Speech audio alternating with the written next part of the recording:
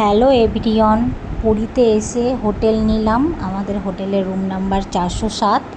আর দেখো এখানে রুমটার মধ্যে আছে একটা শু র্যাক, আর বেড দিয়েছে, 3টে কুশন আছে, একটা ড্রেসিং টেবিল আছে, একটা চেয়ার আছে, একটা ওয়ার্ড্রব আছে, একটা টিভি।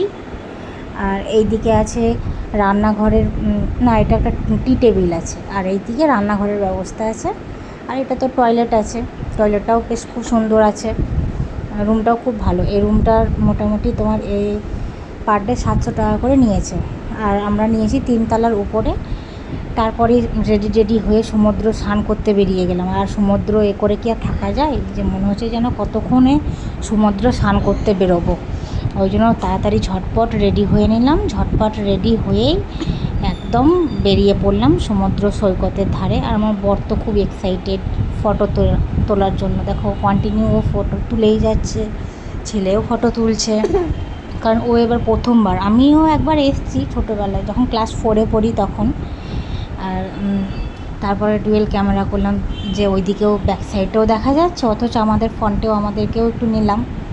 আর সমুদ্রে সেদিনকে বেশি স্নান করিনি, অল্প মতনই স্নান করলাম, একটু ছবি টবিগুলো তুললাম, কারণ ফোন থাকলে তো আর ওই স্নান করা যাবে না সমুদ্রের মধ্যে ব্যাগ ট্যাগ নিয়ে। একদিন ব্যাগগুলো রেখে তখন যাব আবার ভালো করে স্নান করতে। আর কি সুন্দর ঢেউগুলো আসছে। প্রথম একটু ভয় লাগছিলো, তারপরে বেশ খুব ভালো লাগছিলো। মানে এতটাই মজা করলাম, খুব মজা। সেই দিনটা এত মজা হলো, মনে হচ্ছিল না যেন যে সমুদ্র থেকে যে উঠি বাড়ি রুমের দিকে যাই। কিন্তু বেশিক্ষণ থাকলে তো আবার ঠান্ডা লাগারও ব্যাপার ছিল, ওই জন্য বেশি করিনি।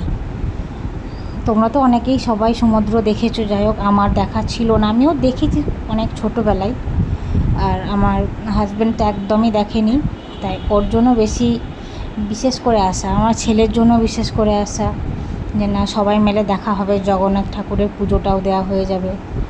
আর খুব সুন্দর আসছে, এত সুন্দর সুন্দর ঢেউগুলো আসছে না।